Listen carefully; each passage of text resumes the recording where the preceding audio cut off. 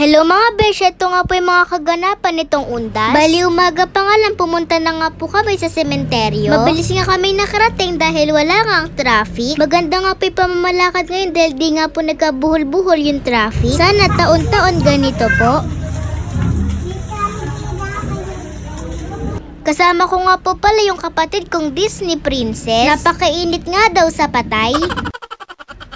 Pagkadatingan namin sa punto ng Lola Gina ko, sinindihan na nga po namin yung kandila. Pagkatapos ilagay ko na nga yung mga dala naming unan sa itaas. Inilabas ko na nga din yung mga baon naming pagkain mga beshi. Puro pampayuti ay nga po yung baon namin. At mas madami nga pong kanin kesa sa ulam. Alam niyo naman na kanin is life ang beshi nyo.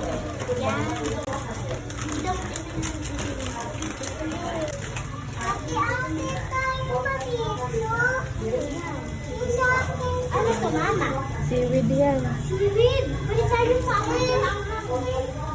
Sisili yun! Sisili! No! Sobrang hilig ko nga din po sa maanghang mga beshi. Bago nga po kami umakyat sa itaas, pinakain ko nga po muna si Athena. Habang kumakain nga si Athena, nililinis na nga ni Lola higaan namin. May baon nga din kami panlatag mga beshi. Dito nga si lalim nga na yan, dito nga po nakalibing yung Lola Gina ko. Si Lola Gina nga siya nga po yung asawa ni Lolo Odi. Maaga nga po niya kaming iniwan. 2 years old nga ako nung namatay nga siya mga beshi. Bali 8 taon na nga po pala namin siyang hindi nakakasama. Kung alam niyo lang, sobrang miss ko na nga po yung lola ko. Napakadami ko na nga pong gustong ikwento sa kanya. Sayang lang dahil di nga po niya naabutan yung pag-vlog ko. Panigurado ko nabubuhay po siya, siya po yung #1 supporters ko. Ito nga po yung view habang nakahiga nga po kami mga beshi. Nabusog na nga lang talaga ako sa mga naaamoy ko. Kinahapon dumalo naman nga po kami sa mga kamag-anak namin na namayapa.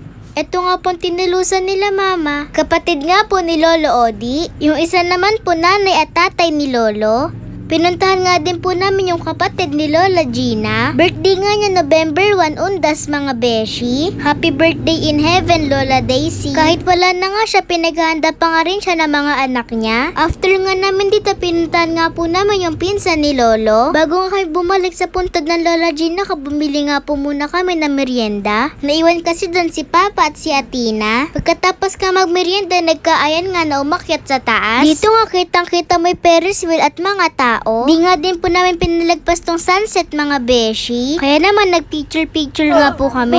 Tarat, tarat! Ganyan ka! Bago nga kami umuwi, nagis nga muna namin yung bulaklak sa itaas ng punto. Every year, ganito nga po ginagawa namin mga beshi. Baka kasi kuha din lang kapag iniwan namin ng buo. Inuuwi nga din po namin yung kandila sa bahay sinisindihan. Yun lang, salamat sa panonood. Bye-bye mga beshi!